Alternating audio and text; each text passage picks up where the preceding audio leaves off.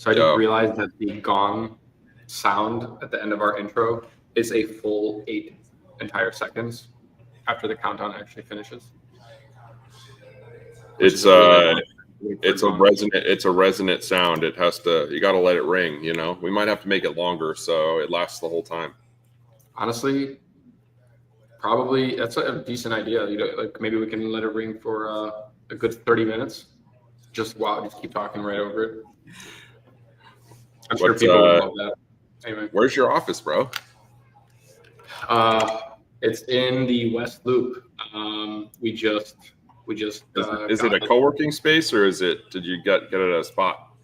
It is a co-working space, but it is a really sweet one. We have technically enough room in here for a podcast setup if we wanted to. It's bigger than what we need, but we got to steal the deal on it. So how many people back in person, baby. Let's go. How many people? Dude, isn't in person so much better? I don't know. You're in person, right? Yeah. We're probably in the next week or so gonna be putting our new space out here a lot more. But suffice to say, we've been pretty busy down here in North Georgia getting stuff set up. So more to come on that. Yeah, you guys have an entire truck parking space. Yeah, we do. We've got about 80 spaces here. So yeah, dude, it's a wild spot, and it's right on the interstate, and we've got what appears to be like I mean, you can't miss us. If you drive down the interstate, you literally can't miss us.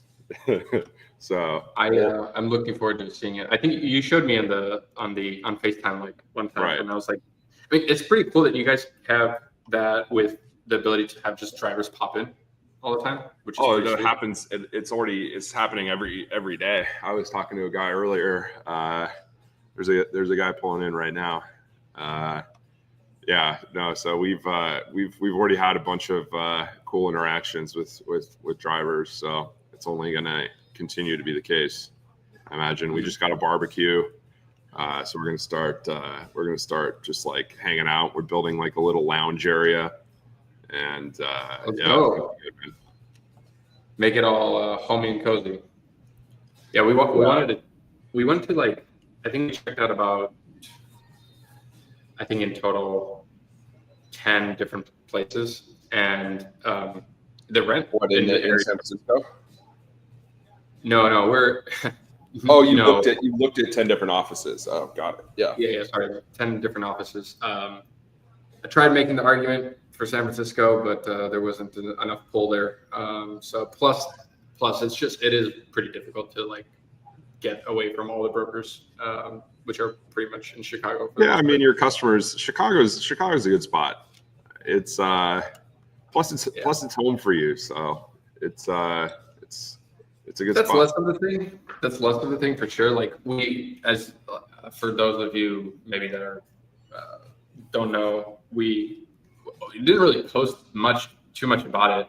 But last week we were in SF, the whole freight carrier team, and that was chaotic, but it was a good chaotic. Just Monday to Friday we were in SF, and we met with pretty much all the freight tech companies, and interviewed a bunch of investors, interviewed a bunch of founders, some of the employees there, even some customers. Paul and Tom went and straight into the middle of Oakland with Bob. And we're just they were. Yeah, I saw that part.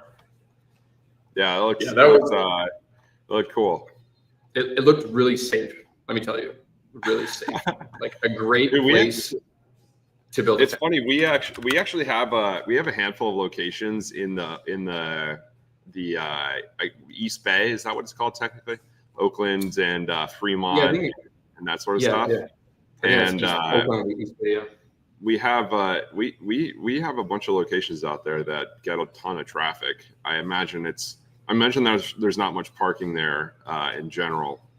But we have a bunch of good ones. I don't think anybody Yeah, I think one of the interviews that they did, we had to split up because there was so much stuff to do. But I think one of the interviews that they did, like the lady at I forgot if it was a parking facility or not. They're like, yeah, we do, for the most part, we don't have truckers parked through here because if you park, like they get robbed all the time.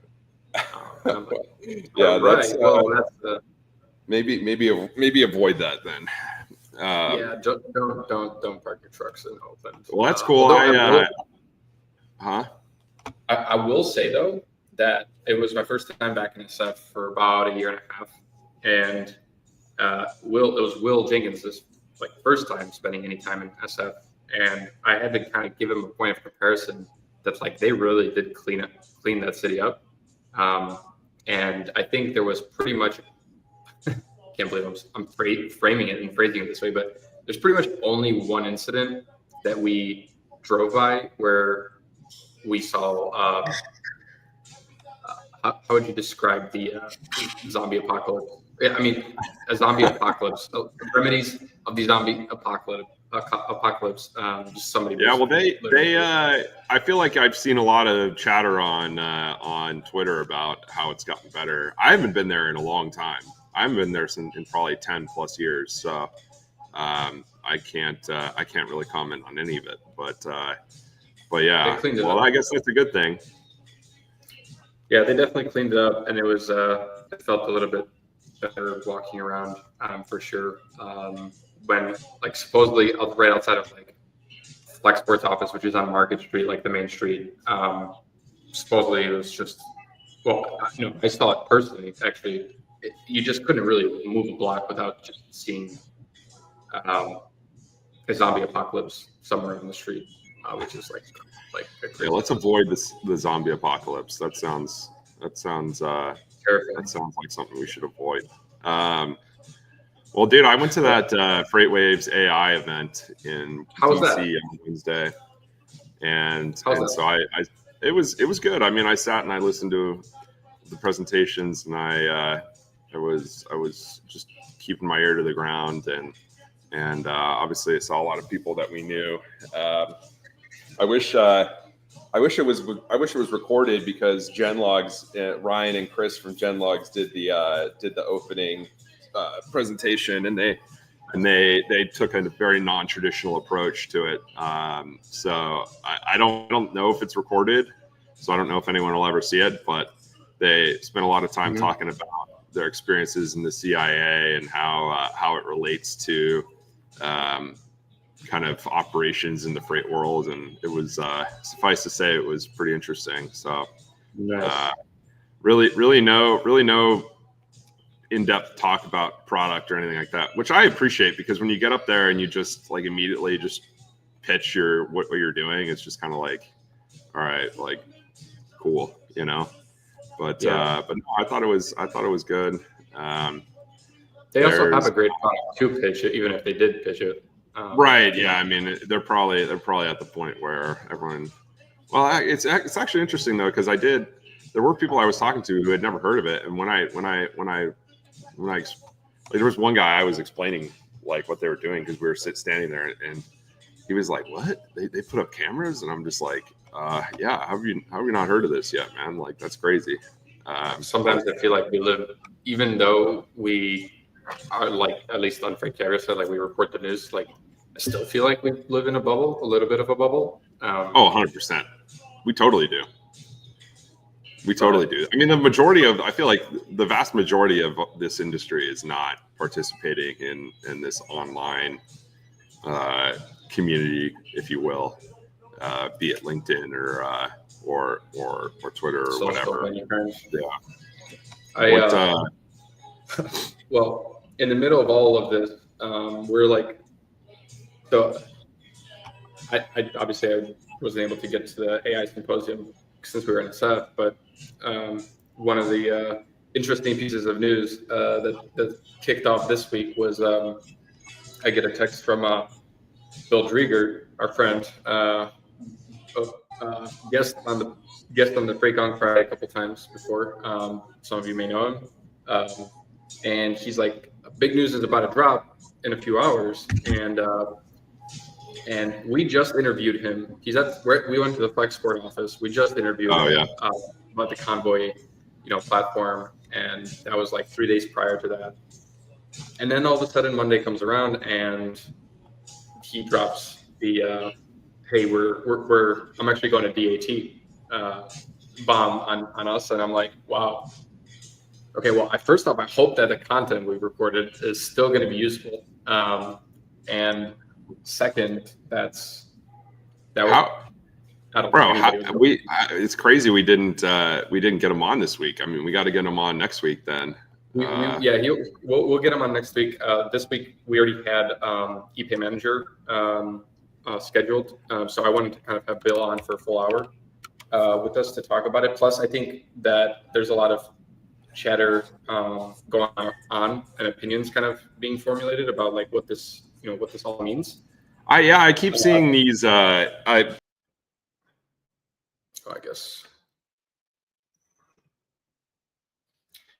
guess Reed. Oh, there we go. He's back. Oops. We lost. Oops. Bill did a post last week or yesterday, basically just explaining the kind of the thought process or whatever from his perspective, and I thought it was good. Bill's a good writer, which is refreshing in this industry. I feel like we don't often see people like actually in some longer format actually like writing what they think and what they're doing. You know what I mean? Yeah. You really, yeah. It's just not something you see as much. So I appreciate when people do. And he was alluding to, and I saw a couple tweets about it too, basically like people throwing shade at it. I haven't seen any of that. I guess I haven't been paying attention. Justin Martin has been throwing out a couple of memes about it, but that's that's par for the course. Par for the course, yeah. Yeah, so it's I think it's interesting. That was the longest amount of time that I've been able to spend with Bill, and I got to know him a little bit better too. We went to lunch, and I think we were there for almost 4 hours with him, and we did a pretty long interview. Like it was a really good interview, and we went into pretty deep on some of these topics, like origins of DFMs and how they're progressing overall, and kind of like what his personal end goals are and stuff like that. So now it's going to be a whole post-production composition process, which is I'm looking very much forward to. It's going to be fun, but it's going to be a lot of work for sure. So, but that was really enlightening. So basically, I don't know. I thought that we'll have him on next week because one of the obviously there's a pretty controversial thought here, which is that how is this going to affect some of maybe DAT's larger customers? Like how are they looking at it, and some of the larger brokerages, for example, and what takes place when you start to make capacity effectively kind of procuring capacity a lot easier. And we also then saw very briefly right after that, after the announcement of the DAT acquisition, that Highway is launching a trusted freight. They're calling it a trusted freight exchange. Personally, I like that name way better than a load board, but fundamentally it's very similar. And I think by the time that we have it next week, it'll be good to kind of formulate read about a bunch of different people's opinions, see what the market's kind of where was that announcement? I saw a screenshot of it on Twitter, but I didn't see the official. I guess I haven't even been to their page, so maybe that'd be the first place to start. Let's see. Was on. I'm pretty sure I came across that on LinkedIn. I'm pretty sure I came across it on a post on LinkedIn. It was multiple people started talking about it. I'm like, oh, okay, they must have they must have announced something, and then I remember seeing it somewhere as well. So Yeah, I I mean, mean, Michael it's going to came be in all of a interesting. I sudden. mean, you have like a lot going on and uh, a lot of activity in the last couple months, right? You had Triumph buying green screens, and there's kind of these just like big organizations forming around like all these and kind of consolidating all these different kind of product offerings. And DAT is obviously started as a load board. They've had the analytics and the rating tools in rate view and stuff like that, and it's always kind of been part of their offering. And now they have that company Outgo, and now uh, now they have Convoy. And I think Convoy, my understanding, again, I've never used it, but Convoy had a reputation for being, obviously very well built product, but all and Really well built product. enjoyed by carriers, I think, especially, and really that kind of end to end, like from sourcing and matching and booking to the track, to the whole execution of the load and all that stuff. And then they also, I think, had a reputation for being a how would I say this? Like doing a good job kind of policing the platform and making sure, they had quality capacity on there, and not a bunch of, BS. That's I think stereotypical for load boards in general. Now, and if DAT is able to kind of leverage that, then perhaps that might help assist in their endeavor to police their marketplace. And Highway's obviously starting this exchange or marketplace, whatever they're calling it. And they're going to be able to kind of leverage their network they've built to make sure it's only, vetted parties who are able to participate. So I mean, it's interesting. It's an interesting time in this industry. Yeah, well, we'll plan to have Bill on the next week for the full hour, so we can kind of dive into some deeper discussions. And if anybody has any things that they might want to hear about, let us know in the meantime. But we have Jonathan McCormack from OTR, who's going to be joining us. Maybe he can provide some input, but that may be one of the topics that we discuss. Jonathan, how are you doing? What's up, fellas? I'm doing great. How about y'all? Been a while. Jonathan, what's good, dog? Everything's great. I know that hat's not new, but every time I see it, I just crack up. Yeah, I was the person in Washington D.C. wearing a cowboy hat. I was a bit disappointed, but I definitely stood out. I love it, man. I love it. They definitely recognize you as the man from the South. Right. Yeah. Well, I've only lived here for 2 months, and I've started saying I've adopted the hat. I've started saying y'all, and I'm working on my accent. So we'll get there. It's so funny. I've got a lot of family up in Massachusetts, and I don't feel like I've got a crazy Southern accent, but when I go up there, it's just nonstop making fun of you for the y'alls, and it's all the married cousin and everything like that. And so I know what you mean. You adopt it quickly down here. Well, Massachusetts people cannot make fun of somebody for an accent. I don't know if your relatives are massholes, but massholes. Most of them. Hopefully not. Yeah, most of them are. So. Yeah, they got no room to talk. Right. There you go. Jonathan, what's going on? Yeah, what's going on? Can you just for the audience real quick? Can you just briefly just introduce yourself? What you do, what company you're with? Yeah, absolutely. So I'm Jonathan McCormack. I'm our Senior Vice President of Brokerage Services for OTR Solutions. I've been with the business for close to 10 years now. So been there in kind of the early days where there was 30 or 40 of us doing sales in the morning, billing and collecting in the afternoon, and then kind of everything in between when you had the free time. So OTR at its core is a financial services company where we launched the business focused on a factoring product for trucking companies of all shapes and sizes, from the one power unit owner operator to the fleets of 300 to 400 trucks. A handful of years in, we jumped into the brokerage space with the same working capital type offerings, factoring, AP finance, quick pay funding, et cetera. But it was more kind of behind the scenes cash flow type operations. We since have rolled out various technologies, fuel platforms, mobile applications, things like that, just as the industry has evolved. And then in January last year, we acquired a SaaS platform, Epay Manager, that's a back office automation platform for the freight brokerage community. So got us out of just the purely working capital type offerings into a little bit more of the POD collection, doc audit, payments facilitation, customer billing, et cetera. So my role with the business is really all things freight brokerage, whether it's the services that we sell to the brokerage market or even just looking to strengthen relationships between the freight brokerage community and the kind of trucking or carrier arm of OTR's factoring business, if that makes sense. That's the very, very high level kind of intro of who I am and where I sit. I'm curious, since you've been with the company so long, was the ambition like always to move into these other, like to move into the broker factoring and kind of back office automation and paying carriers and all that stuff? Was that the ambition from the beginning, or is that something you guys have kind of realized the opportunity over time and moved into it?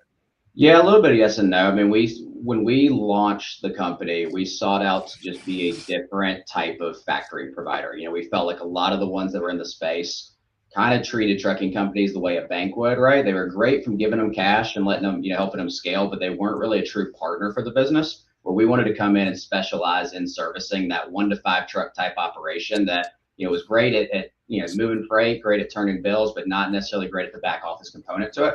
So when we entered it with that mindset, first and foremost, we started to learn a lot about how carriers and brokers interact.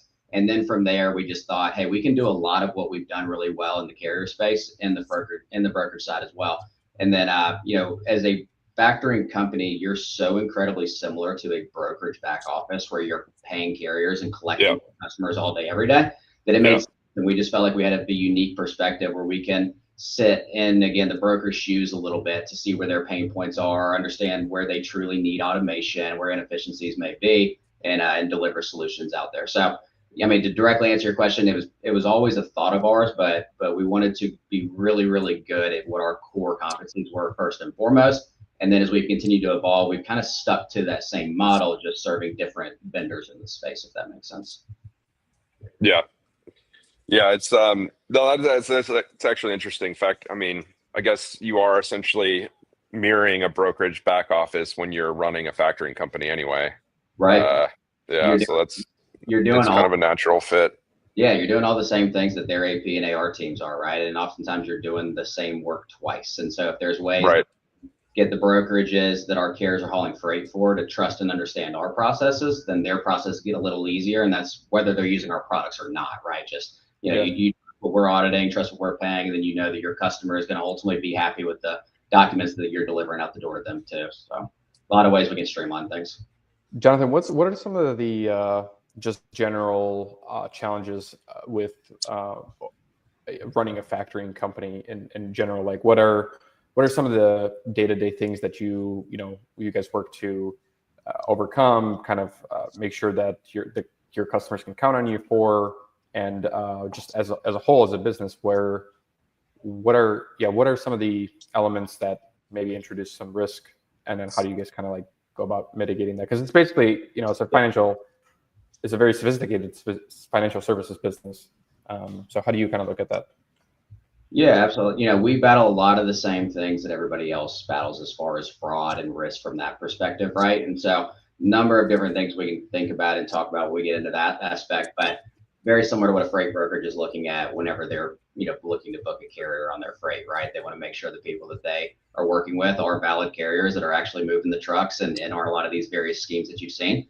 But outside of that, I think the biggest challenge is to be a really, truly successful factoring company is that you got to understand that every trucking operation is different, right? It's such a cost impacted industry that the carrier that is moving the freight has a higher level of cost than the freight broker that they're moving the freight for, or oftentimes the shipper that they're moving the freight for, right? And so we needed to understand at an intimate level how to service the one truck owner operator that needs that payment on a day-to-day basis the same way or differently than a 300 truck operation that needs the cash flow type aspect, but maybe they're okay with getting it a couple of times a week. And so, kind of my point there being is that, again, every operation is different. The way they want to interact with you and interact with your systems is different, and you have to find a way to meet them where they are. And so, you think about the technology evolutions of the industry over the past couple of years, a lot of them are fantastic, but adoption from the carrier perspective of that is still pretty difficult. You know, the small owner operators not adopting technology the way the largest fleets and largest entities are. And so making sure that we're continuing to deliver a product that meets their needs, but also is delivered to them in a user-friendly way, I think is one of the biggest difficulties the factoring company has in order to kind of differentiate themselves. I didn't realize it until we acquired the Epay platform last year, but there's like 487 registered factoring companies that are working for various carriers out there. I had no idea of that. But point being is that the market has gotten so saturated. Yeah, market's gotten so saturated with so many different providers, and moving cash is kind of the easy part. It's everything else that you do that really separates. What is the differentiation between factoring companies? Obviously, beyond just rate, right? The rate they charge. Like, is it? I guess I'll let you answer that. Yeah, I mean, there's a lot, and trying to be as objective as possible and not just talk about why we think OTR is the best. I think for me, where I would say the top ones separate themselves is that they're logistics people first, right? Anybody with a lot of cash can come in and can buy a bill from a trucking company, pay them a day, and then wait the 30 plus days to collect on it. But that's not this industry, right? This industry isn't that simple and that easy. When it's a perfect load of perfect documents coming in, it's a really easy process. It's when those issues do pop up, which pop up pretty often. And so the ones that I think are doing the best job in the space or growing quickly and efficiently are the ones that were really kind of born in logistics and understand the ins and outs of the industry better than the rest. That would be kind of my thought outside of technology, outside of different things like that. Sorry to cut you off, Christian. Just on that thought real quick. Like, I mean, it's interesting that you guys, you guys really get a good view of the market once you get to the scale y'all are at. Oops. Oh, there you go. There, baby. Yeah, there we go. Yeah. All right. Sorry, everyone. Once you get to the scale of OTR, you start to see, how carriers are doing, how long the shippers are taking to pay, right? Like all really just kind of fundamental market health in a sense. So is that stuff that you all kind of keep track of internally? Like, and if so, like, how do you use that information, if at all?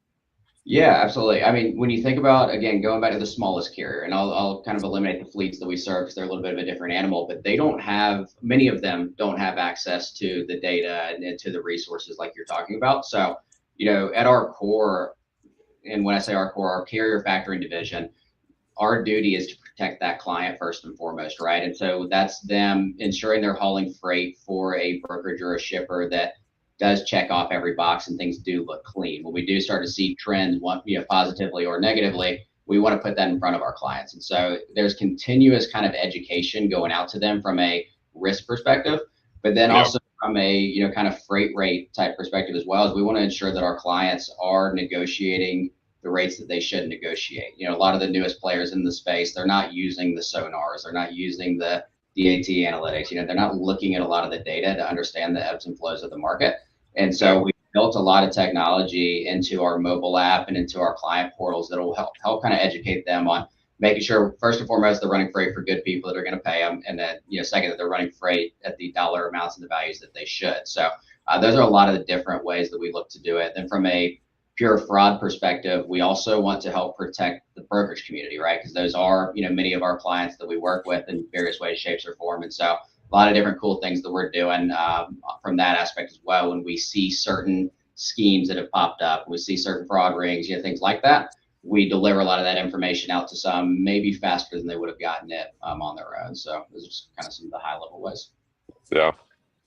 Yeah, no, and you guys probably play a valuable role. I mean, I know for sure that, the small carrier is not necessarily equipped to, audit the financial health of a brokerage or a shipper, and outsourcing that to somebody at your scale makes a ton of sense. I think. Yeah, never just your credit department, right? We're not just buying your bills.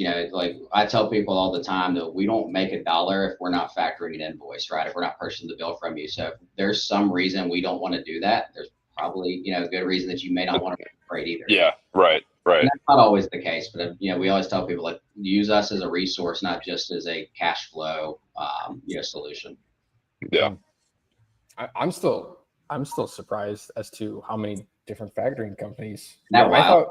I thought we were in the tens, like 10 Right. to 20. Like I know. that seemed already like a lot, but Yeah. 400. Well, you said 478, right? It's like 483 or something like that. Last time I was looking at it, it's crazy, man. There's a lot of them, and it's funny when I got here in 2016, when we were calling out to the trucking companies and freight brokerages, we're having to explain what factoring is. We're like, it's kind of like a quick pay, but we'll pay you quickly, and then we'll also bill and collect. People had no idea, and then now everyone knows what it is, and it's why are you different than other 400 that are out there? Sure, that's so. How's Epay? How do you use Epay Manager? How do you get it? Is it a mobile app experience? Is it an online experience? Yeah, great question. So to kind of take a step back, Epay has been working with freight brokerages for 20 plus years. And so they were a small family-run operation that built the platform for their own brokerage shop to increase efficiency in the back office, realized they had something there, disbanded the brokerage and went all in. And so they've been servicing brokers that are, billion-dollar operations down to brokers that are 10 to 15 loads per week and kind of everything in between. So prior to us acquiring it as a factoring company, anytime we were interacting with a brokerage that used their system, that would become kind of the ARAP process for that broker. So instead of emailing them load documents when our carriers deliver the freight, we'd go into this Epay platform, upload bills. It would give us all this information on the actual load, if there were claims, any sort of deductions, things like that. And then we'd be able to follow that life cycle of load. So I'll pay status updates, anything like that in today's world, factors or carriers and freight brokers are emailing and phone calling over to centralize into one platform.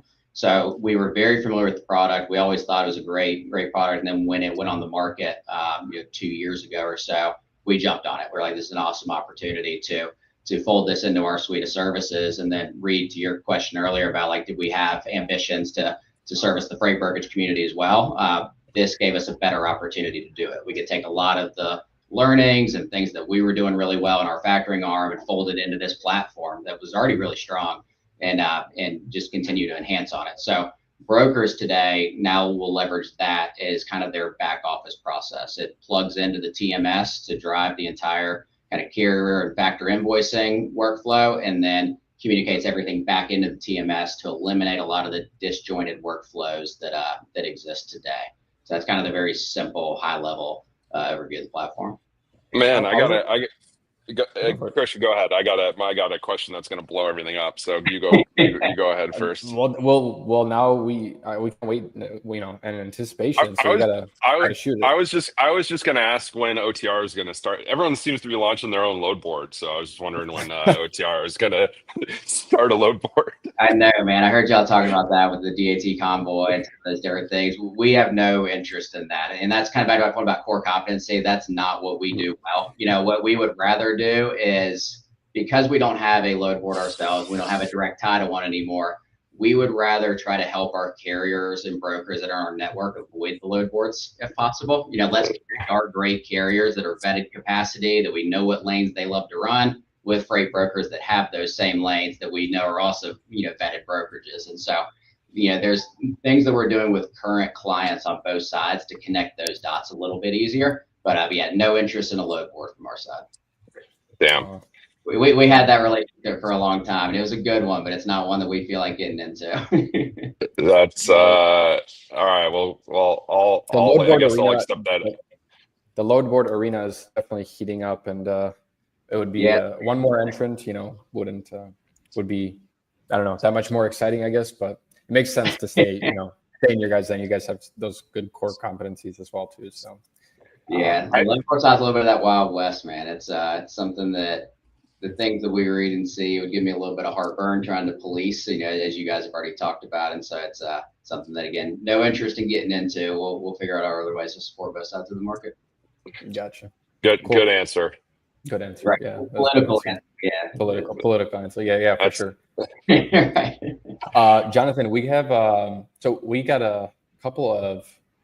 We're gonna maybe try to do something a little bit different here. As we were talking with Maddie from your team and we're gonna try to do this meme voting thing where we'll see if people participate or not. But if they don't, it's maybe we can just like go over some of these, which everybody can use a laugh. I think in the morning. I don't know if you have it in front of you or if you'd want me to share the screen, but I can do either one. So Maddie threw me a curveball, which was kind of nice. I haven't even seen these yet, so it's like crowdsourced between a group. Even better.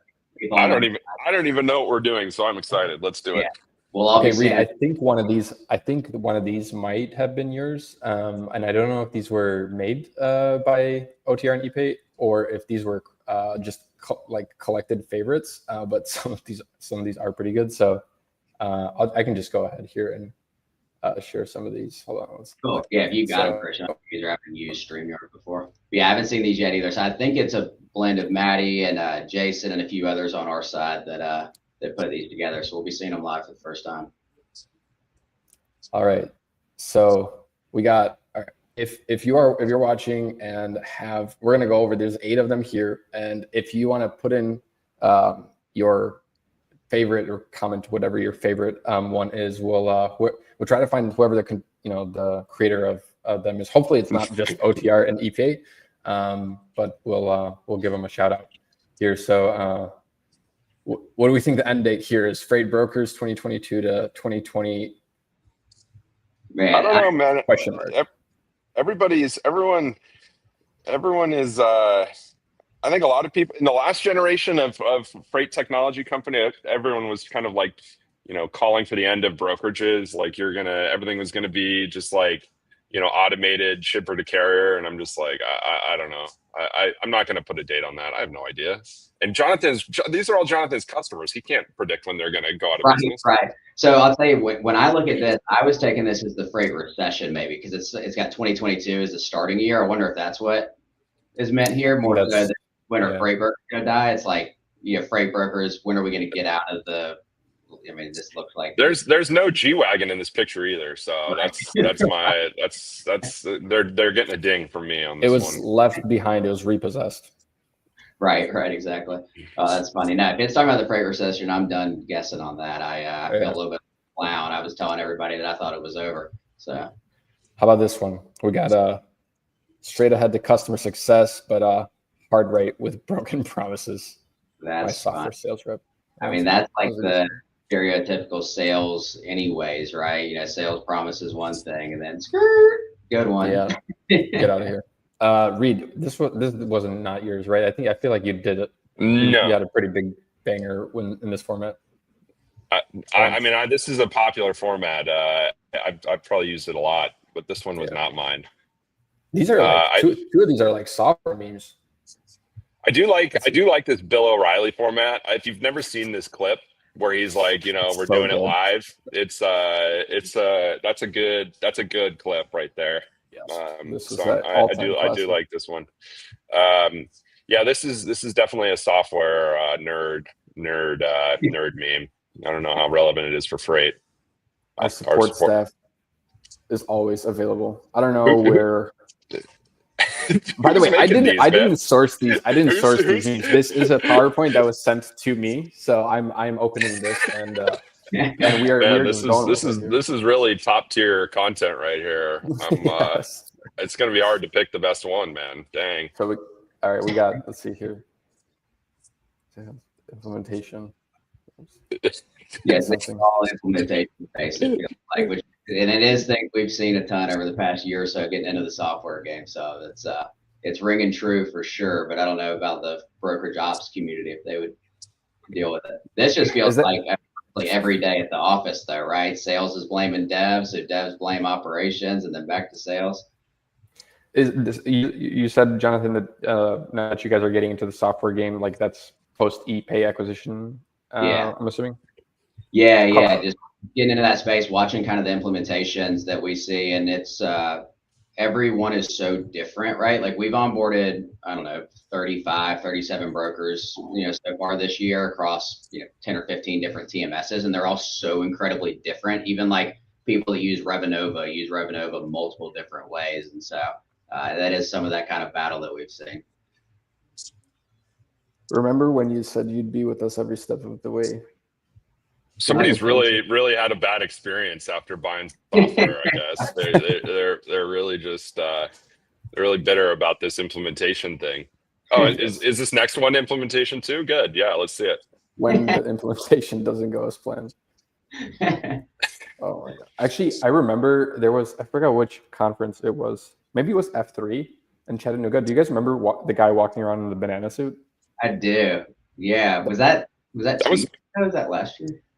Wasn't that Charles Gracie? No, it was the guy. It was one of the guys on his. It was Paul. I think it was Paul. Yeah, he was wearing a banana suit. Yes, I do remember that. That was a first for me at a freight conference, but there are many. Well, it looks like you need to get one and wear one this year. Yeah, maybe we'll try a different fruit. For the cowboy hat. Yeah, exactly. Yeah. Well, Reed's got the cowboy hat. I mean, you can't compete with him on that. So, okay, last one. Let's see. Oh yeah, this is typical. Yeah, IT 101. Damn, whoever compiled this meme slideshow here is really just on fire, man. These are some of the best I've ever seen. Not making any friends in the IT world. No.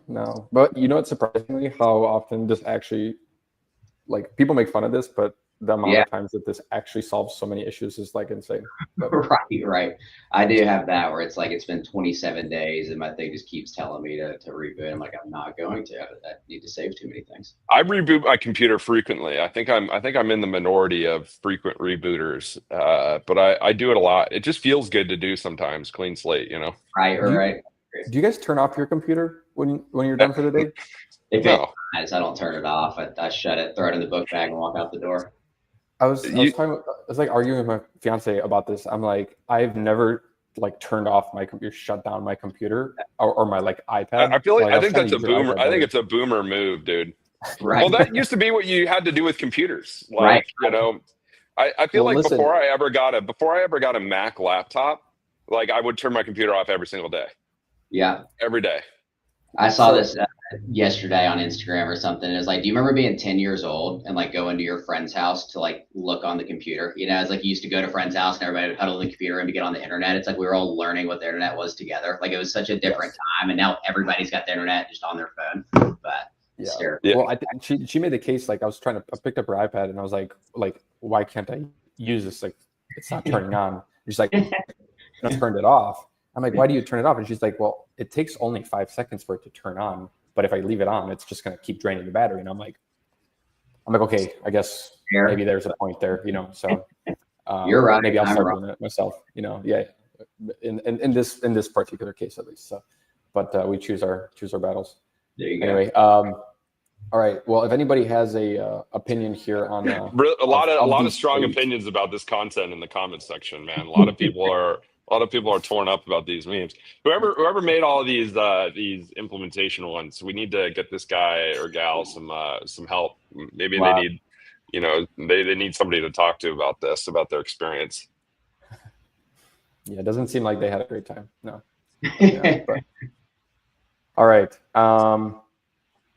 Well, that was a I don't know. Like to change it up sometimes, and I think that maybe there's another idea that we'll have, which is like that. What's it called? What I think it's called, like, there's a game for what do you meme? I was thinking that like what the meme or what I was talking to Maddie about that, and like I was like maybe that might be fun.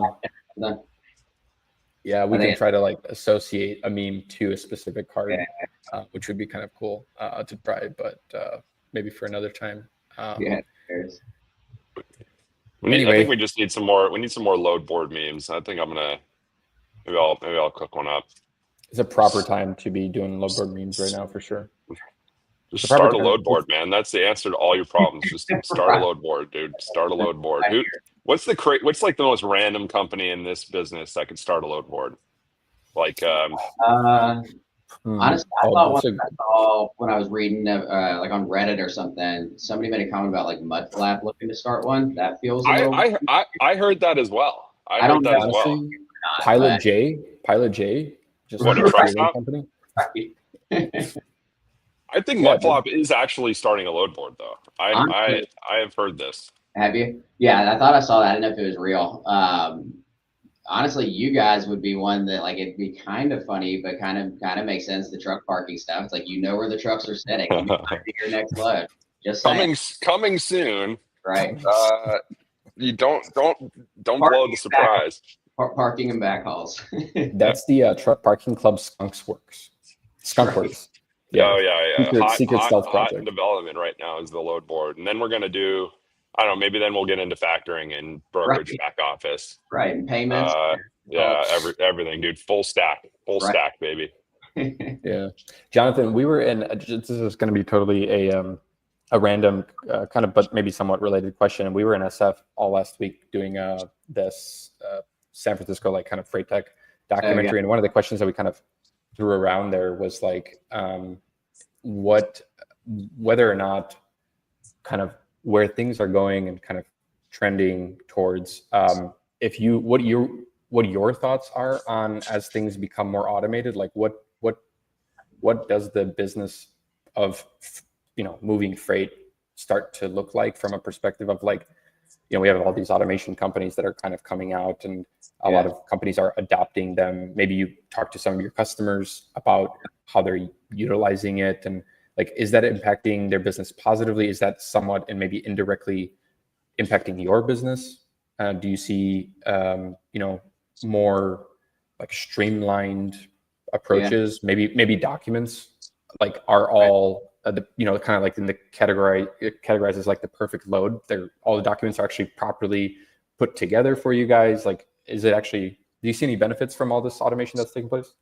Yeah, totally. And I mean, I think to your first question, like, are we seeing positive impact for people? I think the ones that are implementing it and using it the right way and are getting ahead of that, I think definitely are. I think our space, it's kind of like I was talking about on the trucking side, it's hard to break old habits. Like people get so used to what they've always done that I think anytime there's a little bit of change, it scares them, and they may try it for a day or two and then they go back to what they were doing before. And so I think that's probably making the learning curve or the adoption curve, spacing that out a little bit, further than it should be. But yeah, like in our, both our Epay platform and our factoring division, we've embraced automation for the like doc audit and everything for years now. Like our factoring side, we're probably a top 2 or 3 largest factor as far as like sheer volume. And we automate 70 to 75% of our document review. So like to your point, Christian, when the documents come in and they're perfect, those are getting classified, audited, approved, and then out the door to the broker or shipper without a human even looking at them. And what that's allowed us to do is like focus all of our employees. I mean, we have not cut headcount because of this. We've focused all of our headcount on either revenue driving activities, relationship, management type stuff, actually true impactful, business needs instead of that kind of back office, just mundane tasks that really can be automated. And that's what I see the impact for in the freight brokerage world too, whether it's, track and trace with the happy robots and clone ops and some of these that are coming out, or the document, stuff we just talked about. There's just so much to be had in that space that allow brokers to focus their people on again, impactful tasks, which should help with employee retention, right? Like if you can bring on an employee that doesn't have to do the bullshit of kind of that BS, of that kind of back type work, get them focusing on what they actually took the job to do. I think you set both the company and the person, the rep, up for success. Yeah, I fully believe in automating a lot of that, and we're actually doing a ton of it already. Yeah, it's especially as the load board, load board wars start to heat up. More of the, at least the capacity procurement is obviously going to, at least that's what it seems like. The more the capacity procurement is going to start to become streamlined, automated, and new technologies like Genlogs as well too. Like they help discover capacity that isn't even online as well too. So right, I feel like people are finally kind of getting over their fear of like technology and automation are going to take my job. Like they're not necessarily looking at it like the way they used to. I think a lot of people were so worried about these things eliminating them, and now people are like, okay, cool, this can make my life easier. I mean, I think most of us probably even use ChatGPT and things more than we use Google today, right? So everybody's kind of adopting this change a little bit more and understanding that there's positive impact to it. And I mean, the capacity stuff will be interesting. The automating the load bookings and things like that these ones are trying to do is very cool concept if they can figure out the risk side of it and how to make sure they're not putting wrong type of carrier, or the, a ghost carrier or whatever you want to call it, on a load, then it could be a formula for success for sure. The crazy part to me is that I still come across people that have yet to ever hear about ChatGPT. This was about 3, maybe 4 weeks ago, I think, potentially, maybe a few weeks more than that. But I remember I was in the Uber going to the airport, and my Uber driver, she's like studying, I think she was a CT scan, like doing kind of assistance with CT scans and stuff like this. And I told her I was like using this AI all the time to, do a lot of my work. And she's like, wait, what do you mean? Like, how does this work? Like, you literally can just like ask it things and you can speak to it. She's like, oh my God, this is like incredible. I've never heard of this. And like, this has been around for almost like 3 years now, right? So there's so many people that still have zero clue about, this taking place. And part of the purpose of the documentary that, we went to try to record was to go and discover like what these companies are doing, what impacts they're driving, and then also try to paint a picture that's like a lot of this efficiency gains that are coming in, they're actually not, like, people shouldn't really, in my opinion, be worried about their jobs being displaced as much as it is that they will need to acquire new skills, and there will definitely be jobs, but they will look different going into the future. I don't know if you have any different thoughts or adds to that. No, I mean, I completely agree with it, right? It's, again, it can make your life and your day-to-day work more fun. Like, I think all of us would say, I'd love to just retire and sit on the beach in Key West and never have to work another day in my life. That's not the case, right? So if you are going to be working, again, at least have it be impactful type roles and responsibilities and jobs, and want to continue growing your career. And that's what I think this stuff's going to do. To your point about, people still not using it that much. So I was even talking to my dad the other day, and he is yet to set up like an actual ChatGPT account. He like uses it. He's like, I don't want to put my name and email and everything into it because I don't want it to know too much about me. And I'm like, Dad, like, it already knows about you, right? Just go ahead and start using it.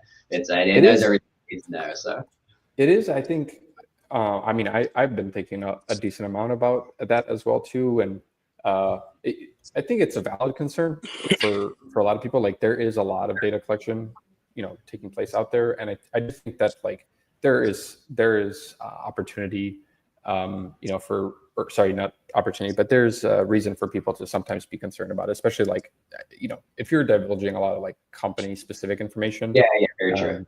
That's like, that kind of starts to become a little bit iffy. And that's why maybe a lot of like corporate entities maybe don't allow their employees to do that, or at least didn't for the longest time. But I don't know, Reed, have you seen companies frequently like not allowing their employees to use AI? I don't know if you're maybe like a lot of companies use like private instances of it, like to support, because if you think about like, database structure and like customer information and that kind of stuff, like maybe you don't want to put that into a public model, but like you can go to these providers, like the cloud providers, and get like private instances and stuff like that, where you're not like revealing information to me. And then running, like I run a lot of stuff on my computer. So if I want to use like an LLM and I don't want to put it into Claude or ChatGPT or whatever, then I just try to do it on my little local model on my machine, which isn't as powerful as the good stuff, but like still can get the job done. So yeah, they actually, like DeepSeek you can run, for example, locally. It's pretty powerful, but it's just slower for the most part. Yeah, you can do a lot, man. It's cool. It's crazy. I mean, I think there is a wide range of familiarity with the tools. I don't think most people have really actually grasped what it's capable of, but that's time will come. Final thought here, Jonathan. What's the on the AI topic? Like, what's the craziest kind of thing you remember? Craziest AI experience that you remember? Maybe it was the first time. Maybe it was something afterwards that you like didn't realize that it could do.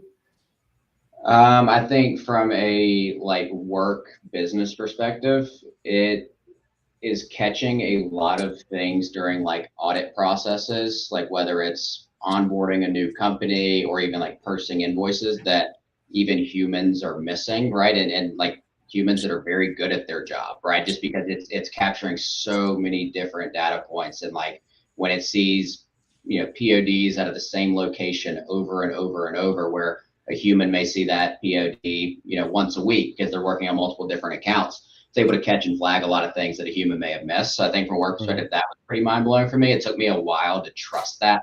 I was like, I still don't think it can audit this better than I can, right? And there, again, there's certain things that humans, you know, inherently know about people that the model doesn't yet. But that was very crazy for me. Once we had to the point of trusting it, we've been able to automate, like I talked about, 75% of our bills every month, and our write-offs are minuscule. I mean, it's rarely purchasing something that it shouldn't. So that was pretty crazy for me. Non-work related though, it sounds so stupid and silly, but it's like been a game changer for me and my wife as far as like meal prep. Like, you know, I can literally go into the pantry and say, this is in my pantry right now, you know, make me 5 dinners for the week. And it writes my entire grocery list. That's mind blowing. I know that's like an easy, silly example. It's just like that. It's not that silly. It's really not that silly. Like, it's like you can go and just take a photo of your pantry, right? Here's what I have. And then it will figure it out. And it's like, wow, that's insane. And that's like one of the parts about being an adult, right? Is like, what am I going to make for dinner every single night for the rest of my life? And now ChatGPT or whatever has made it easier. So that's pretty crazy. Definitely. All right. We're up on time here, but Jonathan, it was great having you join us this week. Really enjoyed it. Great seeing you again as well. And we'll definitely do this, you know, near future again as well too. So thanks again for coming on. And hopefully also everybody has a great rest of the weekend. For those of you that are in Chicago and maybe attending Lollapalooza this weekend, stay safe and try to avoid as much chaos at the loop as you can. So it's absolutely See you guys. Thanks, John. Take it easy. Bye.